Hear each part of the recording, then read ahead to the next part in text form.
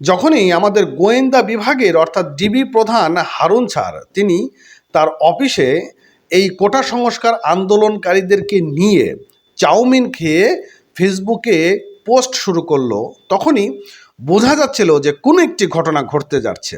এবং এই চাউমিন খেয়ে তাদেরকে দিয়ে একটি বিবৃতি পাঠ করানো হয়েছে। সে বিবৃতিতে এই সমন্বয়কারীরা বলেছেন তারা সকল ধরনের কোটা সংস্কার আন্দোলনের যা সব কর্মসূচি ছিল সকল ধরনের কর্মসূচি তারা প্রত্যাহার করেছেন।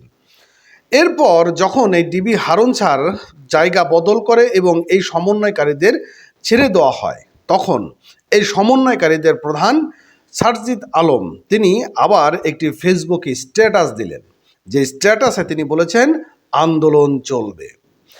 কি স্ট্যাটাসের মধ্যে ছিল বন্ধুরা?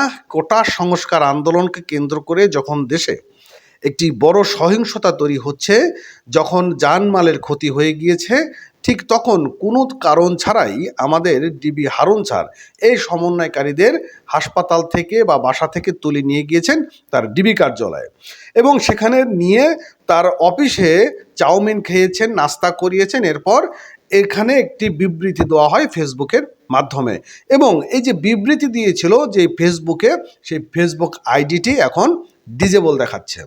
অর্থাৎ এই ডিজেবল থাকার পিছনে কারণ কি, এবং নতুন করে আবার আইডি বা পেজ খুলেছেন সারজিদ আলম। পেজ খুলে তিনি একটি স্ট্যাটাস দিয়েছেন আন্দোলন চলবে। কেন আন্দোলন চলবে? কারণ এখানে তিনি যে বিষয়টা উল্লেখ করেছেন যে সকল ছাত্র ছাত্রীদের উপর যেভাবে নির্যাতন করা হচ্ছে, যেটি মোটেও কাম্য নয়। এখন বাসা থেকে তুলে নিয়ে যাওয়া হচ্ছে, কারো পকেট চেক করা হচ্ছে, কারো মানিব্যাগ চেক করা হচ্ছে, কারো মোবাইল চেক করা হচ্ছে, যেটা গণতন্ত্র বিরোধী বলে উল্লেখ করেছেন। কালের কণ্ঠে এরকম একটি নিউজ প্রকাশ করেছেন, যে নিউজটি আমি আপনাদের মাঝে একটু এক্সপ্লেন করব। তাই কন্টিনিউ করবেন আমার ভিডিওটি, আর অবশ্যই নতুন হলে চ্যানেলটি সাবস্ক্রাইব করবেন, আর করেছেন যারা অসংখ্য ধন্যবাদ। ঢাকা মহানগর পুলিশের গোয়েন্দা বিভাগের ডিবি হেফাজত থেকে মুক্তি পেয়ে সামাজিক যোগাযোগের মাধ্যম ফেসবুকে স্ট্যাটাস দিয়েছেন বৈষম্য বিরোধী ছাত্র আন্দোলনের অন্যতম সমন্বয়ক সারজিদ আলম। বৃহস্পতিবার 1 আগস্ট বিকেলে দেওয়া ওই পোস্টে সারজিদ লিখেছিলেন, কথা দিয়েছিলেন আন্দোলনকারীদের শিক্ষার্থীদের থেকে কাউকে গ্রেপ্তার করবে না, মামলা দিয়ে হয়রানি করবে না।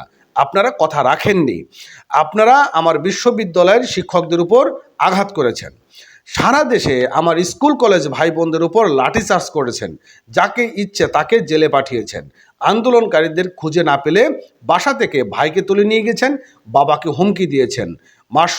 মাসরুর তার একটি বড় উদাহরণ। এবং সারজিদ তারও লিখেছেন, যারা একটিবারের জন্য এই আন্দোলনে এসেছেন তারা শান্তিতে ঘুমাতে পারে না, গ্রেপ্তারে ভয়ে থাকেন। এমন অনেকেই আছেন যাদের পরিবার এখনও তাদের খোঁজ পায়নি।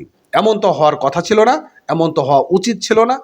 কোথায় মহাখালী সেতু আর কোথায় জাহাঙ্গীরনগর বিশ্ববিদ্যালয়? অথচ আপনারা জাহাঙ্গীরনগর বিশ্ববিদ্যালয়ের সমন্বয়ক আরিফ সোহেলকে মহাখালী সেতু ভবনে হামলার জন্য গ্রেপ্তার করে রিমান্ডে নিলেন। সঙ্গে আছেন আসিফ মাহতাব স্যার, মাসরুর সহ আন্দোলনে অংশকারী অসংখ্য শিক্ষার্থী। তিনি আরও লিখেছেন যে রিকশা থেকে নামিয়ে প্রিজন ভ্যানে তুলেছেন, বাসা থেকে তুলে মামলা দিয়ে কারাগারে পাঠিয়েছেন, আমার বোনদের রাস্তায় ফেলে পিটিয়েছেন। কি ভাবছেন এভাবেই সব কিছু শেষ হয়ে যাবে? 6 দিনের ডিবি হেফাজতে দিয়ে 6 দিনে আটকে রাখা যায়, কিন্তু এই বাংলাদেশের পুরো তরুণ প্রজন্মকে কিভাবে আটকে রাখবেন? দুর্নীতি, লুটপাট, অর্থ পাচার এবং ক্ষমতার অপব্যবহার করে যে ক্ষোভ সৃষ্টি করেছেন প্রতিনিয়ত, সেগুলো কিভাবে নিবৃত করবেন? পুলিশ ভাইদের উদ্দেশ্যে একটা কথা বলি, এই দেশের মানুষের ক্ষোভ আপনাদের উপর নয়, পুলিশের উপর নয়। এই ক্ষোভ আপনাদের গায়ের উপর, পোশাকটার উপর, যেই পোশাকটাকে ইউজ করে বছরের পর বছর আপনাদের দিয়ে এই দেশের অসংখ্য মানুষকে দমন নিপীড়ন করে আসছে, অত্যাচার নির্যাতন করে আসছে, জেল আর আদালতের প্রাঙ্গণ চক্কর কাটানো হয়েছে সেই পোশাকটার উপর। ওই পোশাকটা ছেড়ে আসুন, আমাদের সাথে আসুন, বুকে টেনে নেব। এই পথ যেহেতু সত্যের পথ, ন্যায়ের পথ, তাই যে কোনো কিছু মোকাবেলা করতে আমরা বিন্দুমাত্র বিচলিত নই। যতই দিন যাক না কেন বাংলাদেশে আন্দোলনকারীদের নিরাপদ আশ্রয় হয়ে উঠছে গণগ্রেপ্তার, জুলুম নির্যাতন বন্ধ হচ্ছে ততদিন আমরা লড়াই চালিয়ে যাব।